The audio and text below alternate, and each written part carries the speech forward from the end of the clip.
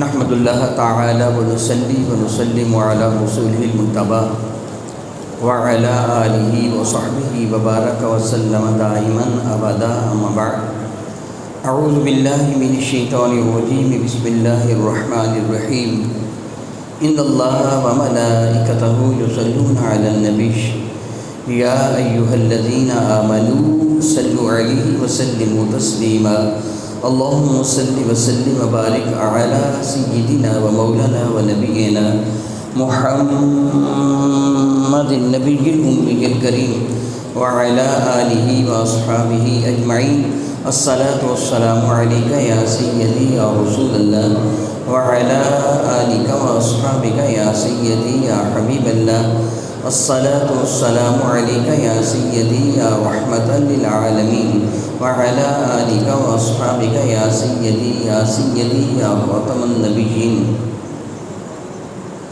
احباب کرام قدر میں نہایت ہی مشکور ہوں علماء ذی وقار کا، بالخصوص حضرت مفتی صاحب کا کہ آپ کراچی سے تشریف لائے اور ہم ناجی و حقیر بندوں کو اپنے فیض و برکات سے نوازا۔ دیگر علماء اکرام بالخصوص شیخ الحدیث و تفسیر مولانا محمد یوسف نقشبندی دامت برکاتہ القدسیہ اور دیگر جو حضرات اکرامی قدر تشریف لائے، میں تمام علماء اکرام کا، اساتذہ اکرام کا اور مشائخ اعظام کا تہ دل سے مشکور ہوں، اور آپ سارے کے سارے احباب کا بھی۔ حقیقت وہی ہے جو عام طور پر لوگ بطور شعر کہتے ہیں، یہ شعر نہیں بلکہ حقیقت ہے کہ آتے ہیں وہی جن کو الحمدللہ تعالیٰ میرے لیے آپ سارے کے سارے مہمانان گرامی قدر ہیں۔ الحمدللہ تعالیٰ کس قدر خوش آئند بات ہے، کتنی یہ خوشی کی بات ہے میرے لیے۔ یہ یوں سمجھیے سرمایہ حیات ہے۔ کچھ عرصہ قبل اللہ رب العزت جل الغری کرامت فرمائے مولانا عطا مصطفیٰ نوری رحمۃ اللہ تعالیٰ علیہ کو جامعہ قادری رضویہ کے جو صدر محترم تھے، انہوں نے مجھے بات بتائی کہ تعلیم القرآن کورس شروع تھا۔ ان دنوں وہ حیات تھے، بقید حیات تھے۔ تعلیم القرآن کورس شروع تھا۔ فرماتے صبح صبح میں اور میرے دوست لاہور کو جا رہے تھے، بارش ہو رہی تھی، آندھی چل رہی تھی، جھکڑ تھا، طوفان جیسا سما تھا۔ میں اپنے دوست کے ساتھ لاہور جا رہا تھا اپنی کار میں، تو ہم نے ماناوالا روڈ پر یعنی شیخوپورہ روڈ پر دیکھا ماناوالا سے یہاں گلشیخی تک آتے ہوئے وہ سڑک خواتین و حضرات سے بھری ہوئی تھی۔ لوگ پیدل آ رہے تھے، لڑکیاں بھی، مائی بوڑھی عورتیں بھی اور مرد بھی، جوان بھی، وہ پیدل آ رہے تھے۔ تو میرا ساتھی مجھے کہنے لگا اتنی یہ سخت موسم میں، اتنی آندھی میں، اتنی بارش میں یہ اتنے لوگ کہاں جا رہے ہیں؟ بارش بھی آ رہی ہے، آندھی بھی ہے، طوفان ہے، یہ اتنے لوگ پیدل کہاں جا رہے ہیں؟ تو وہ کہنے لگے میں نے ان کو بتایا ایک فقیر کا ڈیرا ہے، وہ یہاں جا رہے ہیں۔ الحمدللہ تعالیٰ آپ آندھی ہو یا بارش ہو، آپ نے کبھی ناغہ نہیں کیا، روزانہ پڑھنے کے لیے آتے ہیں۔ میں آپ کو ہدیہ تبریک پیش کرتا ہوں، یہ آپ کی اللہ تعالیٰ اور اس کے رسول کے ساتھ محبت ہے۔ حضرت نے ختم نبوت کے موضوع پر بڑی پیاری اور بڑی خوبصورت گفتگو فرمائی۔ اللہ تعالیٰ ان کے علم میں، ان کے عمل میں، ان کی فیض و برکات میں، ان کی پاکیزہ عمر میں مزید اضافہ فرمائے۔ کیونکہ بحمد اللہ تعالیٰ روزانہ عقیدے کا موضوع پہ گفتگو ہوتی ہے جو ہماری بنیاد ہے۔ عقیدہ ہماری بنیاد اور اصل ہے۔ عقیدہ یہ ذہن میں رکھیے، حضرت سیدنا امام اعظم ابو حنیفہ رحمۃ اللہ تعالیٰ علیہ، ہم حنفی ہیں، امام اعظم ابو حنیفہ رحمۃ اللہ تعالیٰ کہ اس ظاہری دور مبارکہ میں کسی شخص نے دعوی نبوت کیا، کیونکہ رب کائنات نے حضرت امام اعظم ابو حنیفہ رحمۃ اللہ تعالیٰ کو عقل، فہم و شعور کی وہ وافر مقدار میں دولت عطا فرمائی تھی کہ انسان ان کی عقل کو دیکھ کر حیران و شگفتہ رہ جاتا تھا۔ بڑی سے بڑی اونچی ہوئی گتھی نہایت آسانی کے ساتھ سلجھا دیتے تھے، اور جب آپ بات کرتے تھے دلائل کے انبار لگا دیتے تھے۔ اگر میں سادہ سے لفظوں میں یوں کہوں، یہ سامنے کا جو ستون ہے نا، یہ آپ کے سامنے پتھر کا، ٹائل کا بنا ہوا ہے۔ اگر امام اعظم اس کو سونے کا ثابت کرنا چاہیں تو آپ کے پاس دلائل موجود تھے۔ یعنی اللہ نے اتنی عقل ان کو عطا فرمائی تھی، اتنی عقل۔ عموماً یہ کہا جاتا ہے کہ اگر عوام الناس، میں انبیاء کی بات نہیں کر رہا، عوام الناس کی عقل کو دو حصوں میں تقسیم کیا جائے نا، تو آدھی عقل امام اعظم ابو حنیفہ کے پاس تھی، یعنی اللہ نے ان کو اتنی عقل عطا فرمائی تھی۔ انبیاء کا درجہ بہت بلند و بالا ہے، پوری دنیا نہ کہیے، انبیاء کا درجہ بلند ہے۔ امام اعظم کی خدمت میں ایک وفد حاضر ہوا اور انہوں نے آ کے عرض کیا کہ حضور آپ کو پتہ چلا کہ فلاں شخص نے دعوی نبوت کیا ہے اور اللہ تعالیٰ نے آپ کو عقل، فہم و شعور کی عظیم ترین منزل پر فائز فرمایا ہے، آئیے اس کے ساتھ گفتگو کریں، اس کو ذلیل کریں، اس کو پتہ چلے کہ وہ نبی نہیں ہو سکتا۔ تو آپ نے جواب دیا میری بات سنو، جو اس کے پاس اس نیت کے پاس آ جائے گا نا کہ مجھے اپنی نبوت کا دلیل دے، وہ بھی کافر ہو جائے گا۔ بات کس سمجھ آئی کہ کوئی نہیں آئی؟ آپ عقیدہ لے کے آئے ہیں۔ جو بندہ دعوی نبوت کرے، جو بندہ اسے یہ جا کے کہے نبی ایسے ہوتے ہیں تو بتا تو ایسا ہے، یہ دلیل بھی اس سے مانگنا کیا بنا ہے؟ کفر ہے۔ آنکھیں بند کر کے اس کو کہے کافر ہے۔ آپ کے علم میں ہے، میں قبل ازیں الحمدللہ تعالیٰ آپ کو یہ بتا چکا ہوں کہ حضرت سیدنا حاتم بن ابی بلتع رضی اللہ کا خط، وہ مکہ کی طرف جا رہا تھا، حضرت علی کو بھیجا تھا صحابہ کرام کے ساتھ، میں تفصیل بھی نہیں جاؤں گا۔ تو جب اس بی بی سے خط نہ ملا تھا تو بعض احباب نے کہا شاید اس کے پاس خط نہیں ہے، تو حضرت علی کا جواب کیا تھا؟ اللہ کی قسم سورج مغرب سے تو طلوع ہو سکتا ہے مگر زبان مصطفیٰ سے نکلی بات غلط نہیں ہو سکتی، بات اس کے پاس ہے۔ یہ ایمان ہے، یہ کیا ہے؟ تو جب میرے نبی نے فرما دیا میں آخری نبی ہوں تو پھر گنجائش ہی باقی نہیں رہے گی۔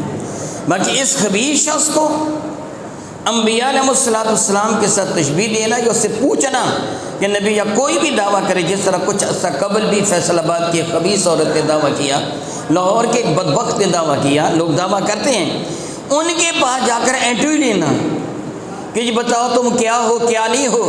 میں ایک سادہ سی مثال دوں گا، مرا ہوا وہ کتا جس کو مرے ہوئے ہفتے 2 ہفتے گزر چکے ہیں، جس میں کیڑے چل رہے ہیں، کیا اس کو جنت کی نعمت سے تشبیہ دی جا سکتی ہے؟ بتائیے کہ آپ کہیں جی جنت کی نعمتیں تو ایسی ہوتی ہے، یہ تو ایسا ہے، یہ ایسا ہے، یہ ایسا ہے۔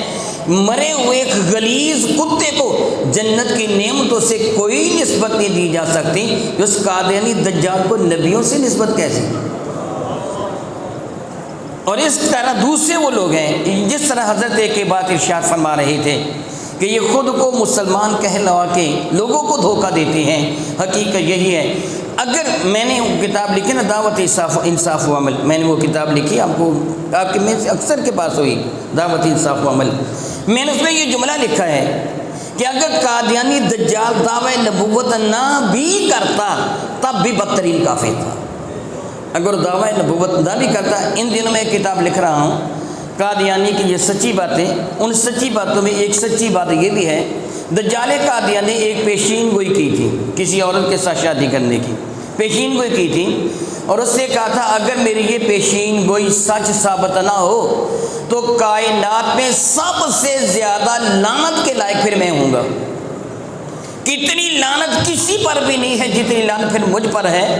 اگر میری بات سچی نہ ہو، اللہ نے اس کی بات کو جھوٹی کر کے اس کی زبان سے اس پر بے شمار لعنت ڈالائی ہے۔ اس نے کہا مجھے بدترین کافر گننا، اور یہ یہاں تک اس بات کا تعلق ہے کہ جو کہہ دیتے ہیں، دیکھو جو وہ مسلمان خود کو کہتے ہیں، میں قبل ازیں آپ کو بتا چکا ہوں، آپ کو یاد ہوگا میں بتا چکا ہوں کہ دجال قادیان کے بدبخت بیٹے بشیر الدین سے سوال کیا گیا تھا، اور یہ خبیث کیسا شخص تھا۔ میری بیٹیاں بھی میری گفتگو سن رہی ہیں، بیسمنٹ میں میری بیٹیاں بیٹھی ہیں، میری بہنیں بیٹھی ہیں، خواتین بیٹھی ہیں، برت کرتے مجھے حیا آ رہا ہے۔ جس خبیث کو اس بدبخت قادیانی نے ابو بکر صدیق قرار دیا، میں اس خبیث کی بات کر رہا ہوں۔ اس کا بیٹا بشیر الدین محمود اتنا خبیث انسان تھا، میرے پاس ان کی کتابیں موجود ہیں، لیکن اگر آپ کتابیں نہیں خرید سکتے کوئی بات نہیں، بازار میں ایک کتاب ملتی ہے، خالد متین صاحب اللہ تعالیٰ ان کے درجات بلند فرمائے، ثبوت حاضر ہیں، کتاب کا نام کیا ہے؟ ثبوت حاضر ہیں۔ انہوں نے فوٹو اسٹیٹ دیے ہیں اس کتاب کے اندر، دجال قادیانی کا یہ بیٹا اپنی بیٹی کے ساتھ برا تھا، اپنی سگی بیٹی کے ساتھ۔ اس کی بیوی کہتی ہے کہ میں نے بڑے ادب سے کہا کہ حضور آپ یہ کیا کرتے ہیں، تو اسے کہا قرآن پاک میں اس کی اجازت ہے، لوگوں کو پتہ نہیں ہے، قرآن پاک میں معاذ اللہ تعالیٰ۔ وہ خبیث انسان، اس سے سوال کیا گیا تھا کہ جو نبی آیا جو نبی آیا وہ اپنا کلمہ لے کے آیا، لا الہ الا اللہ ابراہیم خلیل اللہ، اللہ حاضر کا لا الہ الا اللہ عیسی روح اللہ، پھر محمد رسول اللہ۔ تو یہ ہمارا جو دجال قادیانی ہے، یہ جو نبی بن کے آیا تو یہ کیا کلمہ لے کے آیا؟ تو اس سے جواب دیا تھا جب تم لا الہ الا اللہ محمد رسول اللہ پڑھو نا تو اس سے مراد کے دجال قادیان لیا کرنا، حضور نہ سمجھا کرنا، وہ محمد مدنی نہیں، محمد قدنی ہے، قادیانی محمد ہے یہ دوبارہ، بلکہ اس کے خبیث مرید قاضی اکمل نے اس کی موجودگی میں جملہ کہا تھا کہ محمد آ گئے ہیں پھر جہاں میں، اور پہلے سے بڑھ کر ہیں اپنی شاہ میں، محمد دیکھنے ہو جس نے اکمل غلام احمد کو دیکھے قادیاں میں۔ اب ایک ایمان والا کیسے برداشت کرے گا کہ وہ قادیانی دجال کو میرے نبی کا نام دے؟ وہ کیسے برداشت کرے گا؟ خبیث لڑکی جس کو عیاشی کا اڈا بنایا گیا اس کو دجال قادیان فاطمۃ الزہرا کہہ رہا ہے۔ دجال قادیان کی اپنی بیوی جو اس کے مرید، اس کے خلیفہ نور الدین کی داشتہ تھی، اس کو سیدہ خدیجہ الکبریٰ کہہ رہا ہے۔ ایک ایمان والا کیسے برداشت کرے گا؟ کیوں کر برداشت کرے گا؟ ایک ایمان والے کی غیرت برداشت نہیں کرتے، کیونکہ ایک لمحہ کے لیے بھی پھر ان خبیثوں کو دیکھیں۔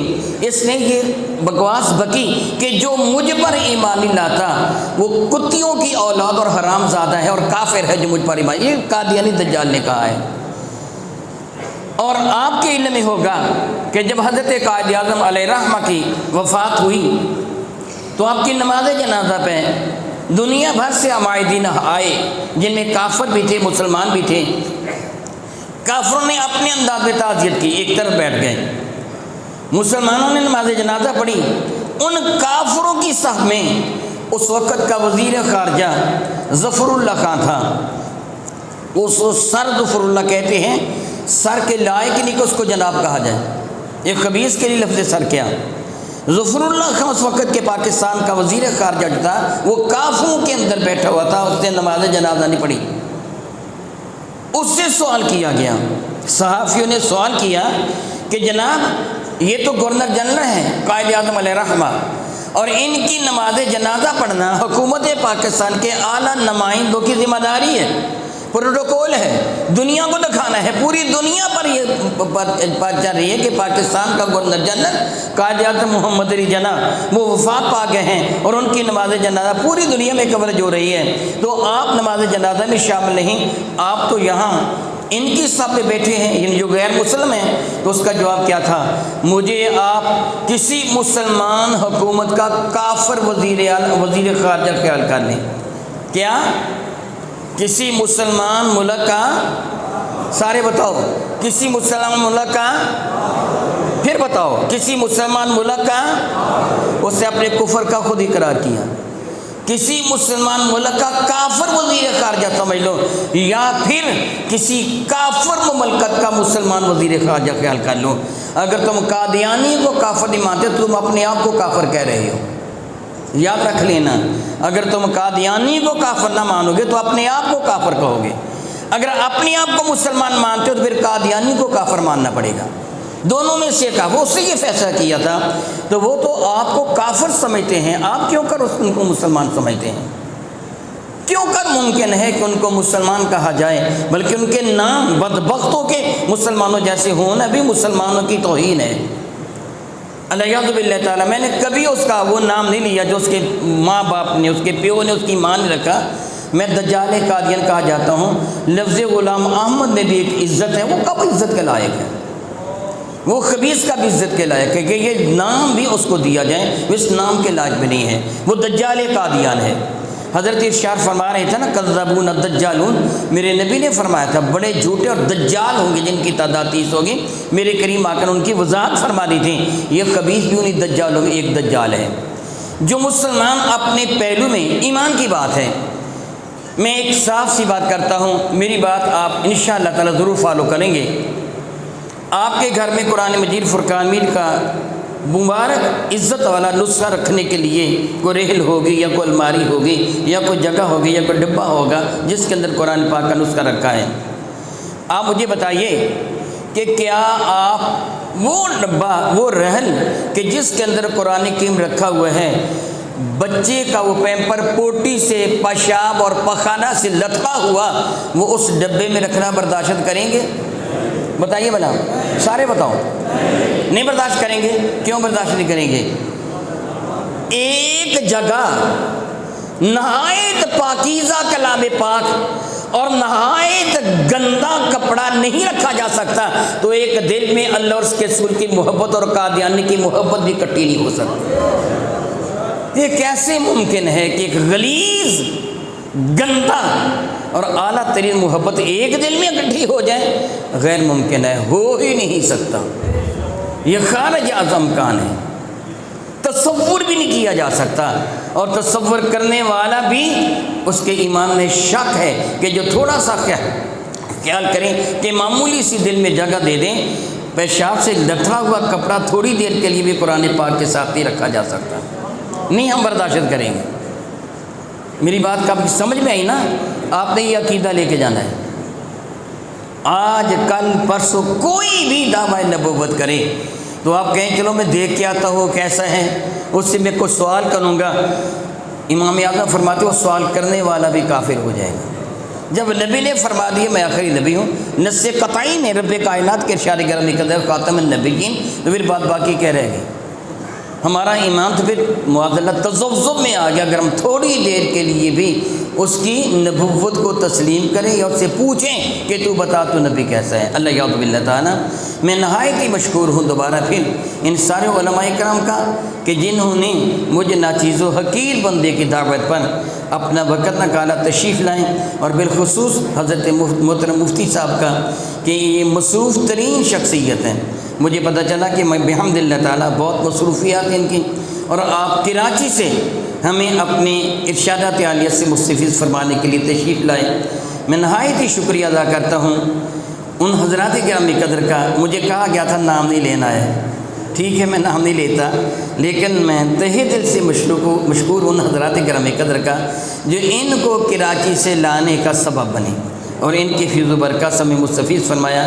دعا ہے کہ اللہ رب العزت جل وعلا میرے نبی کے صدقہ سے ہمارے عقیدے کی حفاظت فرمائے۔ ہم دنیا میں رہیں تو اللہ تعالیٰ ہمیں حضور کی محبت میں رکھے، آخری ہچ کی آئے تو میرے نبی کے پیار میں آئے، قیامت کے دن اٹھیں تو اللہ تعالیٰ کی رحمت اور میرے نبی کے دامن کرم کا سایہ ہمارا مقدر بنے۔ آمین ثم آمین، وآخر دعوانا ان الحمد للہ رب العالمین۔